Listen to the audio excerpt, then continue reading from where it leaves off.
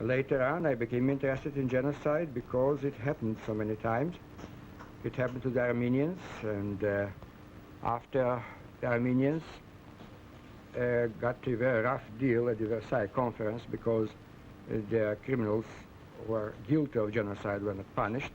You know that they have organized a terroristic organization, which took justice in their own hands.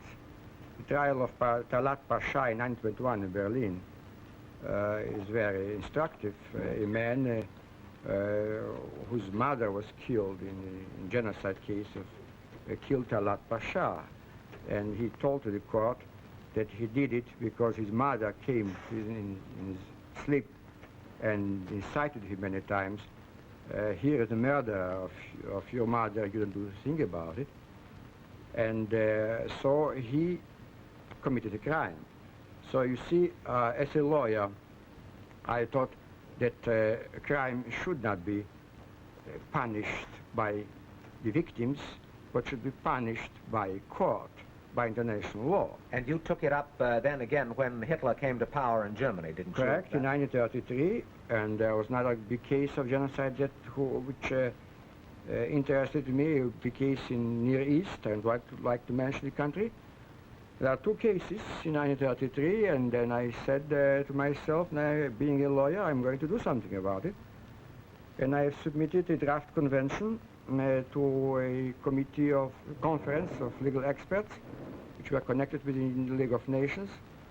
And however, no action was taken. And then, however, but Hitler took action, and that precipitated conscience of the world to do something about it.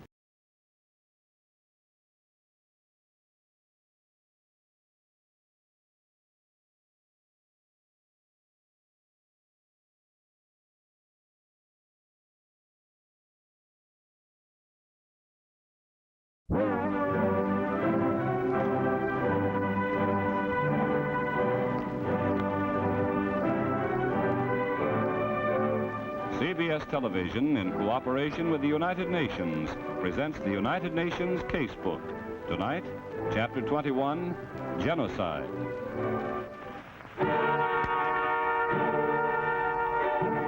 In the darkest pages of the dismal history of man's inhumanity to man, you will find the story of the greatest of all possible crimes, genocide. At the United Nations General Assembly in Flushing, Dr. Ricardo Alfaro of Panama said, The crime of genocide is a matter of international concern. Yes, the punishment of the crime of genocide is a matter of international concern. What is this crime of genocide? Everyone knows what homicide is. One man kills another. We have laws against this crime. Police to arrest the criminal, judges to try him. Genocide is the crime of persecuting a group because of nationality, color, religion, anything. But with no international law, millions were simply arrested and corralled like cattle to be branded and slaughtered. Continue Dr. Alfaro of Panama. Many instances of such crimes of genocide have occurred when racial, religious, political, and other groups have been destroyed entirely or in part. Principals and accomplices, whether private individuals, public officials, or statements, are punishable. How? Genocide is a new word combining the Greek word genos meaning race or group, with the root of the Latin cidere meaning to kill. The word genocide first came into use in 1946 at the Nuremberg trials, but the crime that genocide describes is as old as man and his recorded history. Many men, many races, many cultures have fallen victim to genocide. Let's pass a few examples in review. Herod, fearful for his throne, ordered the massacre of the innocents. His attempt to kill all the male children of the house of David was a clear case of genocide. At the height of the Roman Empire, Nero tortured and threw the early Christians to the lions with the intention of destroying this religious group. The Spanish conquistadors in the 16th century used bloodhounds against the Carib Indians. This, too, was the destruction of a racial group. Holland's trees bore strange fruit in the 16th century when the Duke of Alva's court of blood doomed 18,000 Protestants. On the night of St. Bartholomew, the 23rd of August, 1572, a wholesale massacre of many thousands of Huguenots took place in France. The night before, the Huguenot leaders had been guests of King Charles IX at the royal wedding. His hospitality included taking pot shots at his guests. The next day, his mother, Catherine de Medici, contemplated with satisfaction the Huguenot bodies which littered the palace doorstep. When crime is not punished by law, it is answered by vengeance. In many parts of Europe, Catholics were persecuted and decades of religious warfare followed. In America, the Quakers were beaten in the streets of Boston. In attempting to smother this sect, the early colonials were guilty of genocide. In 1822, 100,000 men, women, and children were killed on the island of Chios. Their only crime was that they were Greeks. Modern man, too. Man in the last 100 years has been guilty of this crime of group murder. Choosing so-called modern reasons and using modern methods, men of our own time have persecuted and destroyed other men, singling them out because of the group to which they belong. We all remember some of these instances. Do you also think of them as cases of genocide? Yes, these folks are not playing games. They're running for their lives. Men on horseback, it doesn't matter much who they are. Let's say they're modern cavalry out on orders of their commanders. They're huntsmen on the chase, only the prey doesn't happen to be a fox. The prey is people.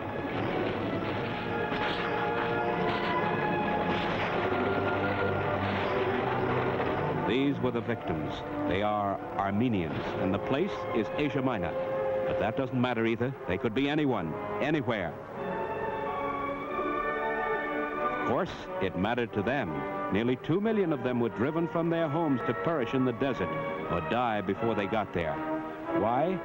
Well, the reason given was that they were friendly to the enemy of their rulers, that they were a fifth column, that they were spies. Every one of the 2 million of them.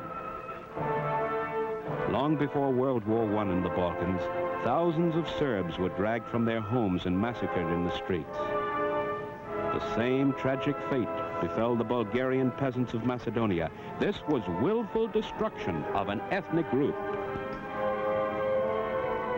In 1921, the Greeks of Asia Minor were again fleeing for their lives, victims of the crime of crimes, genocide. We come now to the most recent and by far the most efficient examples of genocide in all history, the crimes committed by Hitler's Germany before and during the Second World War. The Third Reich arrogantly classified all Germans as members of the master race, so-called, branding all other peoples as inferior. The Nazis applied the tools of modern science to systematic and skillful mass murder, wiping out millions because they worshiped the wrong god, spoke the wrong language, or honored the wrong flag. Think back a few years.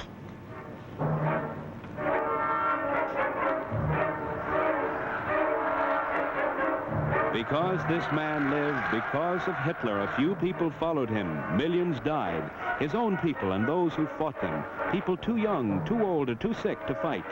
People outside the fight, but inside groups which Hitler and Hitlerism declared unnecessary or undesirable.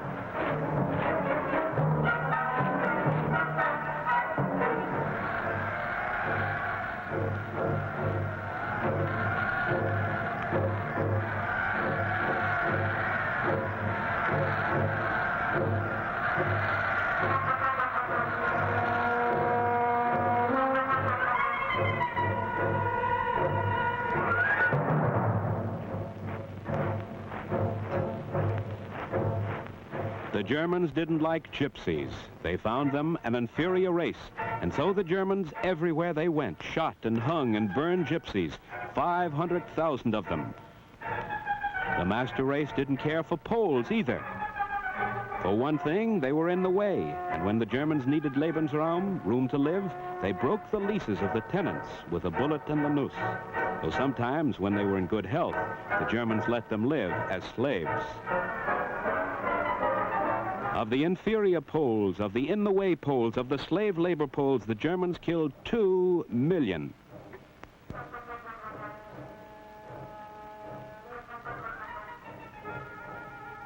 And then there were the Russians. The Russians didn't stand in very well with the Third Reich either. They fought back too hard, and they didn't fight like gentlemen.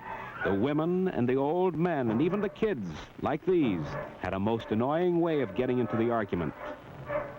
Of the civilian Russians and the women Russians and the old men and boy Russians, the Germans killed 5 million.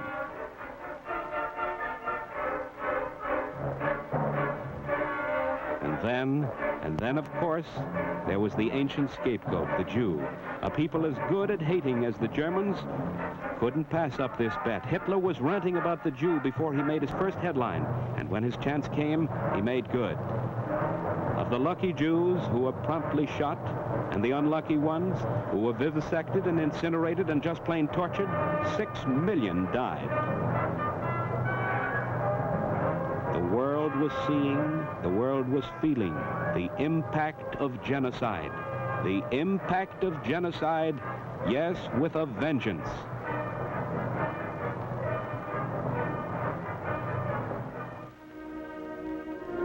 And now, this is a concentration camp, a nice name for a bad place. The fences kept the campers home, and the high-tension wiring kept the fences effective. Look out, dangerous. After a while, a short while usually, because of the accommodations and the service and the cuisine, the fences were academic. There was nowhere to go, no desire left to go, no strength with which to go. There was just one sad fact, and you could camp around and concentrate on it. You were still alive.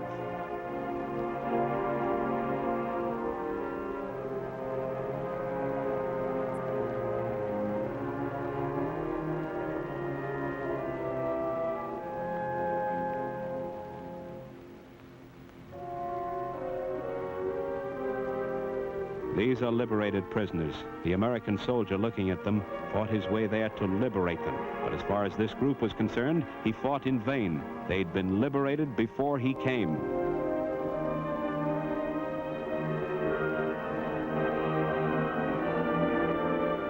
Nuremberg, Germany, 1945. Before a tribunal representing the United Kingdom, France, the Soviet Union, and the United States, Associate Justice Robert H. Jackson, chief American prosecutor, put in his case against the leaders of the German conspiracy to destroy civilization. It took 10 months, 1,000 hours of sessions, over 200 witnesses, 5 million words of testimony. 21 defendants were in the dock. In the absence of a law against genocide, these men were charged with crimes against humanity committed during a war. 18 of the 21 were found guilty of such crimes, but the court could find no law covering the crimes committed before the war began, the crimes committed by the Nazi Party against sections of the German population, the crime of burning books, destroying culture, debasing groups. This international trial at Nuremberg and the international war that preceded it at last focused world attention on the need for an international law against genocide, to prevent the repetition of such horrors and to ensure punishment if they should ever be attempted again. And so the world lifted its voice through its one great international body, speaking for almost 2 billion people, the United Nations. At the League of Nations, legal experts failed to take any action against the crime of genocide. But in December 1946, the United Nations General Assembly, meeting in New York, proclaimed genocide a crime under the law of nations and instructed the Economic and Social Council to prepare a draft convention on the international crime of genocide. The Economic and Social Council drafted such a convention in 1947 and submitted it to the Paris session of the General Assembly in 1948. About 2 months ago, in the beautiful Palais de Chaillot in Paris, the convention was passed, 55-0, said President Herbert Everett. I would urge, and I think that's the spirit, the unanimous view of the Assembly, that this convention be signed by all states, ratified by all parliaments at the earliest date, in order that basic human rights be given the protection of international law for the sake of progress, social and international peace.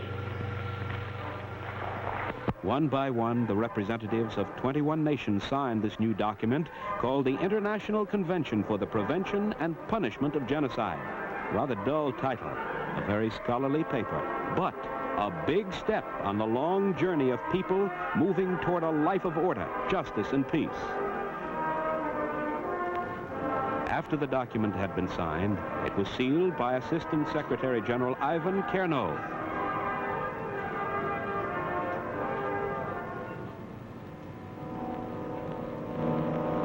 And the document was delivered.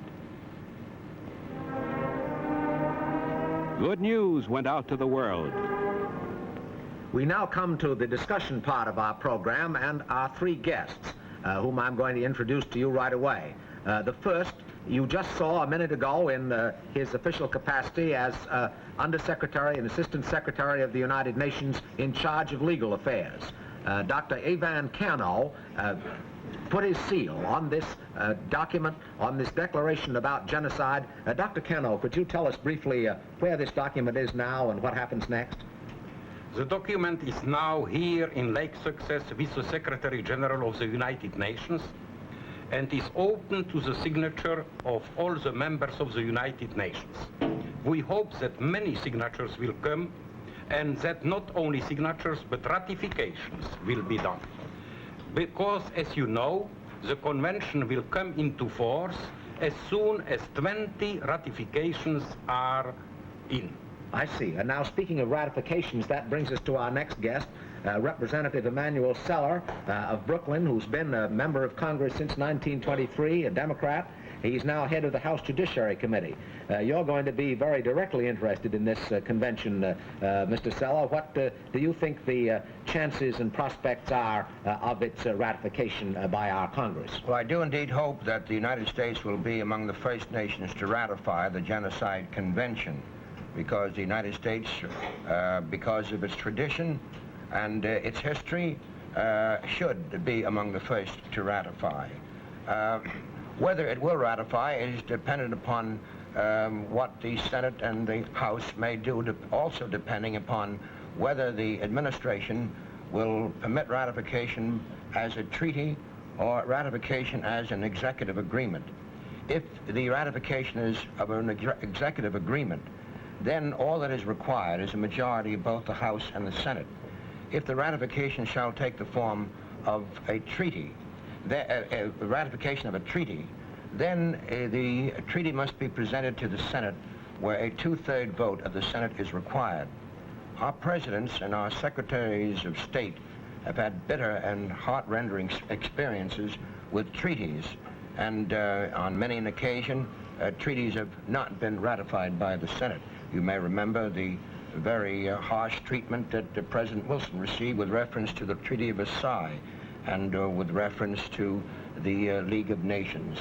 It embittered the experience, embittered Wilson, and in all likelihood was a contributing factor to his early death. So you would hope that this treaty would perhaps get through not by the Senate, but by this method of majority vote of both houses. I hope that will be the procedure. I like to call to mind what Secretary of State Hay said with reference to a treaty going into the Senate. Yes. He used this language, quote, "A treaty entering the Senate is like a bull going into an arena.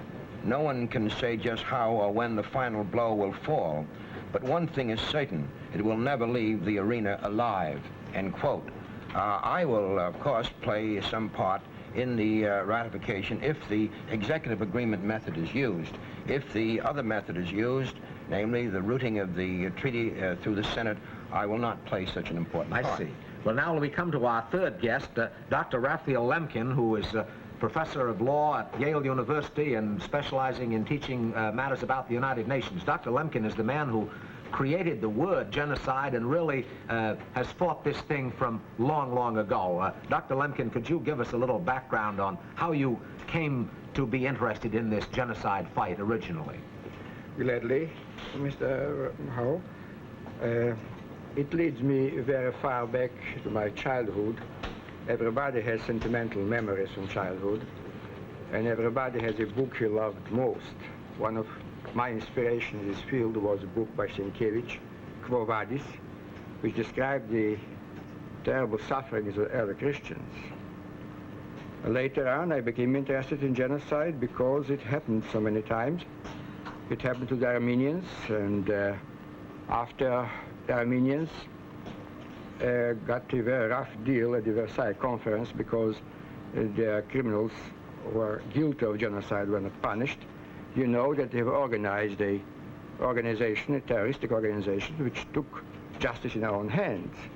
The trial of Talat Pasha in 1921 in Berlin is very instructive. A man whose mother was killed in a genocide case of killed Talat Pasha, and he told to the court that he did it because his mother came in his sleep and incited him many times. Here is the murder of your mother, you don't do a thing about it. And so he committed a crime. So you see, as a lawyer, I thought that a crime should not be punished by the victims, but should be punished by a court, by international law. And you took it up then again when Hitler came to power in Germany, didn't you? Correct, in 1933, and there was another big case of genocide which interested me, a big case in Near East, and I'd like to mention the country.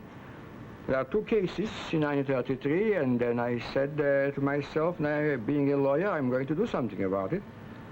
And I have submitted a draft convention to a conference of legal experts, which were connected with the League of Nations.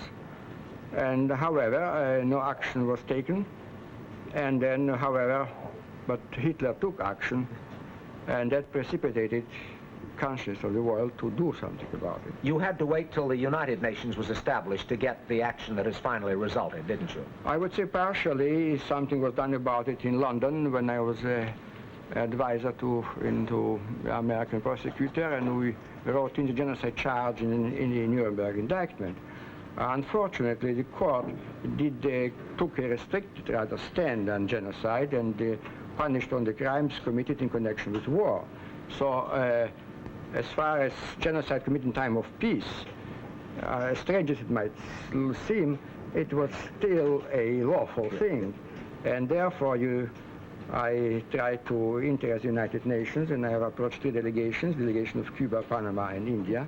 It sponsored the resolution, and then we started the ball rolling. Well, that brings us to the United Nations and to Dr. Kerno, who is an official of the United Nations. I think some people who watch this program may think that the United Nations officials are just bureaucrats sitting back at desks. Dr. Kerno, won't you disillusionize us about that and tell how you got to be interested in genocide? It's a pretty grim story, I know. The answer is very simple. You know that I am of Czechoslovak origin. And I think the name of Lidice is very well known to every American. Yes. And so you see that if Hitler had won the war, so not only the Jews, but surely all the Czechoslovak and all the Polish people would have become victims of genocide. And you, during the war yourself, were in the French underground, is that right? Yes, because I managed to escape from Czechoslovakia, but I could not escape from France, so I had to live there under German occupation, and of course I worked for the right cause in the underground. But now I'd like to get around to the United States, because I think a lot of American listeners want to know some things about this convention, which I think Congressman Celler can probably answer better than anyone. Does this convention, Congressman Celler, become binding as soon as it's ratified, become binding upon us? Well, there's a provision in the convention that asks the contracting parties to implement said convention, to provide effective penalties for persons guilty of genocide or any other acts enumerated in the convention. There would be a moral obligation on the part of the United States to pass legislation once it ratifies the treaty, to implement it. And is there any American tradition that supports endorsing such a proclamation, declaration as this convention? There undoubtedly is sufficient tradition for that, for the ratification of that convention. This country was built up by men and women who fled religious persecution in Europe. Killing and torturing members of religious groups was not new at that time in Europe, when the founding fathers gave us our Constitution. That is the reason why the American people and the American leaders always disapproved of barbarities of the sort that has just been flashed to the television audience on the screen. President Wilson, a great Democratic leader, tried to save the Armenian people from genocide during the First World War and shortly thereafter. The American people, without distinction of party affiliation, poured forth millions to help victims of genocide, both after the First World War and after the Second World War, and also at the beginning of the century. We're at the receiving end with reference to the evils of genocide. We have to pay the piper, and therefore I would think that we should pass this international statute, ratify it, so as to prevent a recurrence of genocide. Well, I know also, Mr. Howe, that President Truman has President Truman has embraced the declaration of genocide. Well, let me ask you one perfectly blunt question, if I may. How do you think some of the Southern Democrats are going to feel about this? Will they feel that this is going to be used as another weapon against lynching and the treatment of Negroes in the South and all that foreigners will come meddling into their affairs? Well, attempts will be made to give them that impression, but as I read the convention and the history of the convention, there is no intention to make, for example, lynching a crime of genocide. Genocide is that which is directed against a people or an ethnic group. Of the whole people, isn't that it? In whole or in part, yes. But that is not involved in the crime of lynching. And I hope that the Southern senators and the Southern members of the House will get sufficient enlightenment on that score. How about the American Bar Association? They've been urging us to go a bit slow. What's the angle on that? Why are they taking that attitude? Well, I'm not sufficiently clear in mind as to what's underlying the American Bar Association's attitude. I don't think they say dogmatically that they're opposed to the convention. They asked for mature reflection and an extended time for study. Now, that may be a dodge and a stall, I don't know, and it may be a facade to cover absolute opposition. But if that is the case, it is just the old strain of isolationism that's running through the confines of the Bar Association. Do you think that this convention should have more teeth in it than it has in its present form? I think the convention has got a good deal of teeth in it, but I still think that it would be well for the United States, once it ratifies it, or once other nations ratify it, to adopt implementing statutes. How do you feel about that, Professor Lemkin, about the teeth in the convention? Do you feel that it's strong enough now in its present form? I would say it's strong enough. An international treaty must be made in such a way it's acceptable to the entire world. It's not unilateral business. So 57 nations have transacted.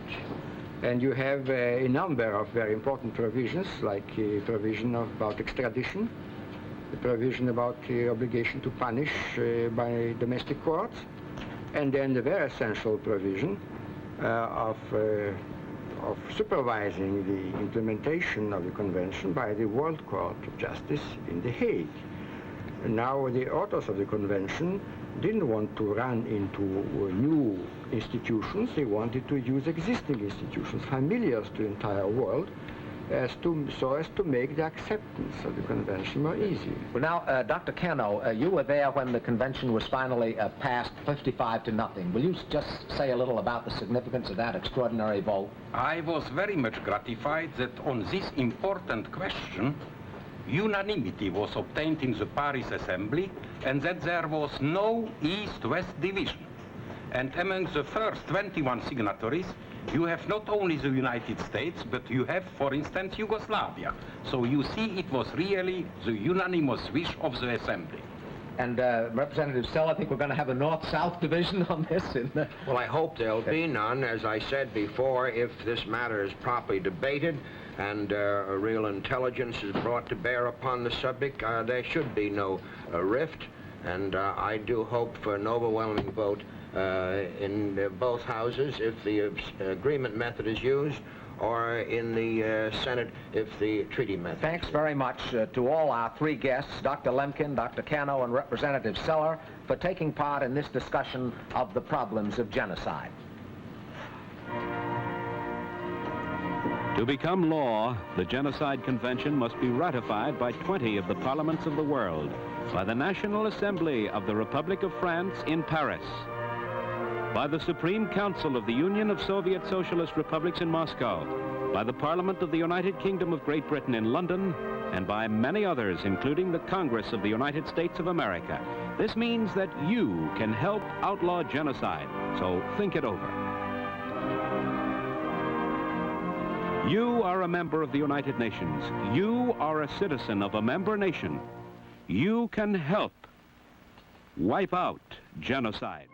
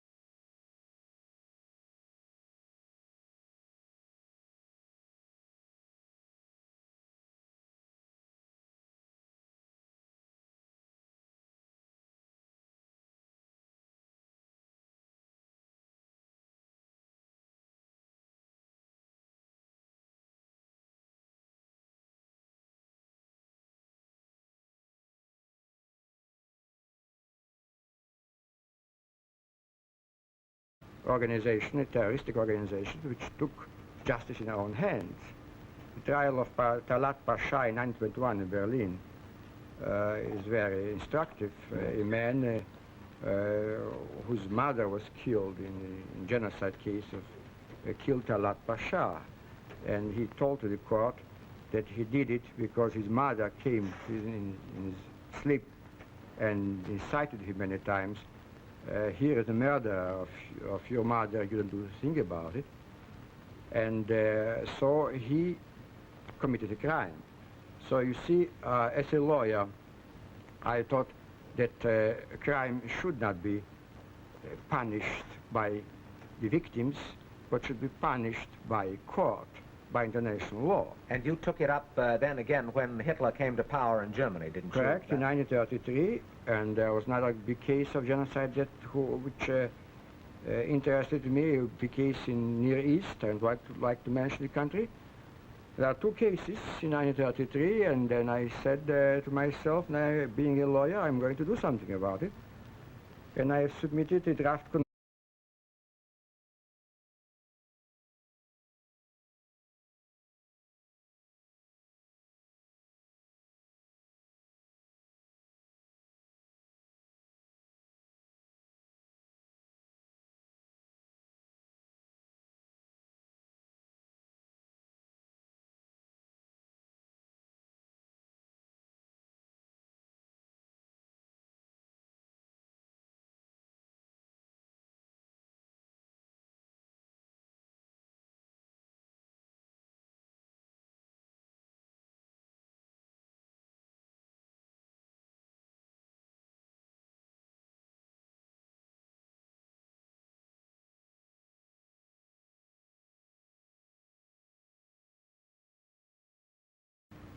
Later on, I became interested in genocide because it happened so many times.